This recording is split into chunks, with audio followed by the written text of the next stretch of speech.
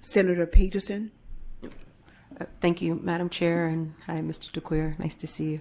I'm glad, first of all, I want to just say I'm glad you're there, because I know a lot of these things that have happened have happened not under your watch. And how long have you been there? Just, it feels like forever. February 4th was 1 year, so I've been there 1 year and 2 months. Yeah, and so I just want to say that first before I say anything else, because context matters, right? Not that there may not have been incidents that have happened in the last year, but I am confident, just because I know you, and full disclosure, Winston and I call him Winston right now, I've known him for a very long time. I know his family, I know his heart, I know how they are in this community, and I'm proud that you are there leading. Thank you, Senator. You got a lot of hard work ahead of you, as if you haven't figured that out, right? That's probably why you went on vacation. But there are a lot of people that are hurting. There are a lot of lies that have been told. And the first question I have is, has anyone been dismissed, just based on what Representative Friedman just mentioned and Senator Barrow, Chairwoman Barrow? Has anyone at LSU at this point been dismissed? No. So that's just like a fundamental question when national publications, local publications, every news media outlet is around. The students are screaming, survivors are questioning, like, are there going to be consequences, and when? The appearance is that everything is being done to kick the can. Appearance. And this is why I say that, because this committee has held hearings. Now, this is the third one. And we keep asking the questions, but I said this in the first hearing. I know I said this. I feel powerless as a member of the legislature, because we can keep asking questions and we can receive testimony and get information. I don't know if this committee has subpoena power. Other committees do. They're not meeting. Like, this is made up of mostly women. There are a few guys, at least Senator Mills, I'm not sure on the House side. And nobody's really taken any action other than you release the report, transparency. That's a good first step. But how long do people have to wait so that we know that LSU is serious about the consequences when bad behavior occurs? I mean, you would agree with me that bad behavior has occurred, right? At some place, at some point on that campus. Yes. Okay. So if we have that as a fundamental purpose, bad behavior has occurred. We know some of the people that have committed the bad behavior. Does that bad behavior rise to the level of dismissal? And when? And that's just like so simple, because the public expects more. And it just seems like the urgency isn't there to protect the students. How I feel. No, that the urgency isn't there to protect the students and the survivors. It just seems that way. And I really, I don't know if you have a comment. Senator, I do have a couple of comments. I can tell you that we have spent and it's hard to see the urgency from the outside, because we're not trying to simply fix one incident of bad behavior. This isn't about one person did something wrong and we're not fixing or taking discipline against that one person. We had a system for handling Title IX problems that was simply not set up correctly. I mean, we're talking about changing an entire system. I mean, from case intake to final results, we not only didn't handle that process properly, what we discovered is on the training side, we weren't capturing the information we needed to capture on the front end to even allow the case processing system we had set up to work properly, meaning folks didn't understand a lot of folks didn't understand who or where or how to complain to, which was causing us to not capture all of the complaints that should have been coming through the system. The biggest example is our police department. When students would complain to the police that something happened, but they didn't want the police to do a criminal investigation, wouldn't refer that to the Title IX office so we could administratively deal with it on the campus side. And so a criminal investigation and administrative investigation are different, and a lot of victims of certain conduct didn't necessarily want to go through the criminal justice system, but they would have allowed us to handle it on the Title IX side had we gotten it over there. So the reason it doesn't appear urgency is we literally are trying to build Noah's Ark starting at the keel. I know, with and I know. boards. A year, This little is over not- a year. I get it. This is not, just putting a few spark plugs in the motor. We've got to start with the keel, and laying the keel of a ship is not the part people enjoy watching. They want to see you break the champagne over the bow and launch it. But we have to start with the keel, and we've got to lay this board by board, and it's going to take some time. Yeah, It's no, going to take a long time. and I want to give you the time to rebuild the system, but in my opinion, it warrants what we've heard, the egregious acts that we've heard, it warrants dismissal of some of the players, because I do agree, the system is broken and you need some time to fix it, and you have recommendations from best practices, and there's some universities that are doing it much better. And so, only having been there a little over a year, I'm confident that you're going to rebuild a system. But common sense is what the Louisiana citizens see.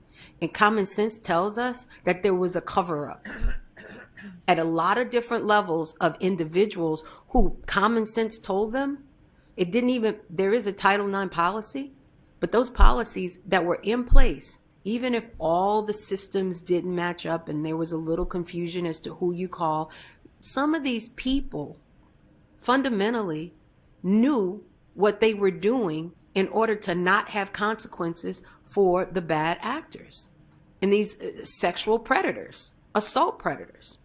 And it's wrong. It's wrong. And to have these elongated discussions where survivors, in my opinion, are not, it's like placating them and pandering to them. Oh, we really feel your pain, and we're so sorry that this happened. I'm a survivor. More. It's annoying. It's disrespectful. It's pandering and placating at the highest level. People who are getting paid hundreds of thousands of dollars come here and they say, or they don't come. They send statements and say, we are so sorry that happened to you. We are fixing the system so it never happens again. Oh, our pain is with you. I'm going to pray for you. It reminds me of what happens every time there's a mass shooting. We say the same thing over and over, but there are no consequences. And the policy doesn't change. I am confident that the system is going to change. Heads need to roll. And we're not going to just believe people's written statements. They have to be answerable to the people, particularly the courageous survivors that have come forward and been public. There are others, as the chair and others mentioned, that are scared to death. And you know why they're scared? Because they never see consequences when they do step up.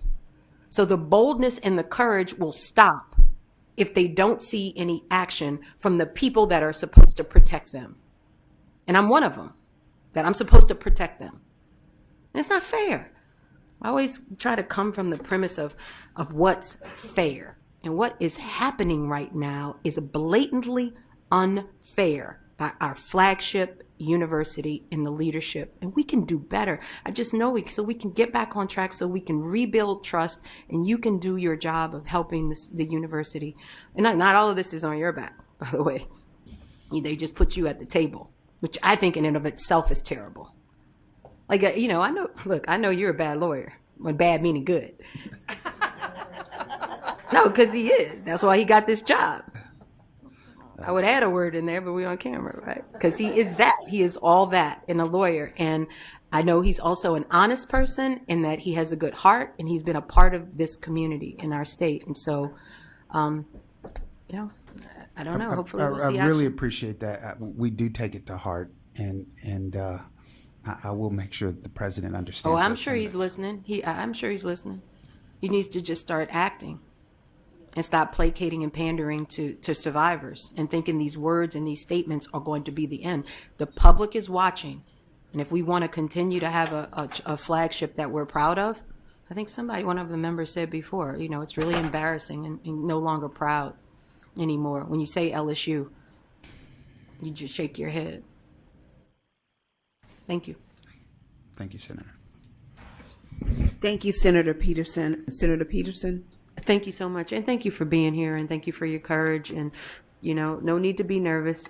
We got your back, right? And I know it's hard. You said powerless. We feel that way, but let me ask you a question. Ideally, what would, and I should have asked the other students that came to the table, but what would you like to see happen from your legislators? Because the students continue to come, as you say, they're watching online. What is your expectation for action at this point? Well, one thing that I would love to continue to see from you women and men who are watching, I think it's incredibly important that despite these scandals and despite the shortfalls of LSU, that this should not be a reflection as you guys go into the fiscal session this year. Universities and higher education in Louisiana need to be funded and need to be prioritized. And we've seen that offices like the Title IX office, when they're not fully funded, they can't be appropriately staffed, and we can't get the best people and the best policies put in place here. So continuing to fight for education despite the shortfalls of our administrators, I believe is incredibly important and crucial to the well-being of students' lives. I think, we've heard it here from the general counsel and from the president's office, but you're also hearing it from students, that funding higher education and making sure that we have the proper resources is incredibly important. I really appreciate you guys continuing to hold LSU administrators accountable and having these open conversations. And I don't really know what the next step is, but at some point I would like to see it, become less of a drama and a venting session for, people to get their kicks off on and, watch and get excited about and make it something actionable, some policy, something. And I don't necessarily know what that looks like besides asking you guys to continue funding higher education. But I think at some point we need to step away from these tables and these mics and these seats and start doing something. Yeah.